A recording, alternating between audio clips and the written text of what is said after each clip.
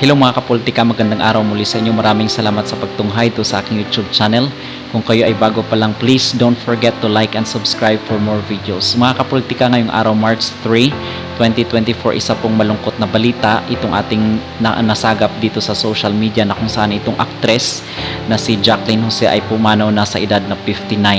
So medyo bata pa itong si Jacqueline Jose.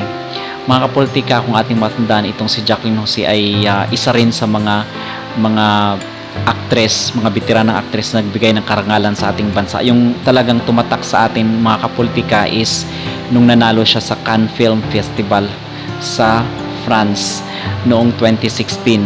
At ito nga ang kanyang binidahan na pelikula, itong Maria Rosa, at which she received a recognition of being the Cannes Film Festival Award for Best Actress. Ipinanganak itong si Jacqueline Jose mga kapolitika diyan sa Angeles, Pampanga noong October 21, 1964. At ang tunay niya palang pangalan mga kapolitika is Mary Jane Gok. Okay, at nakatrabaho na rin siya doon sa mga kilalang direktor, itong si Lino Broca at si Chito Ronyo. At isa din po siyang nanay, kung sino nakakilala sa kanya mga kapolitika, siya yung nanay ni Miss Andy Eigenman na may sarili na ring pamilya doon sa Siargao, at ni Gwen.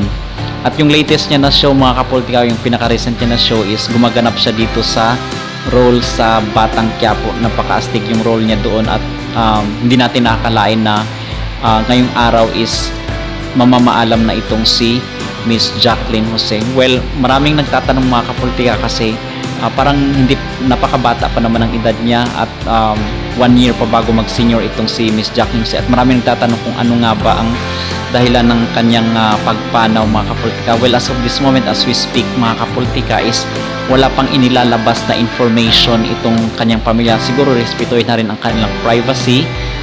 Siguro all the while meron ding ilalabas na information or detalye dito sa ikinamatay ni Miss Jacqueline Jose, but as of this time wala pa pong inilalabas na detalye.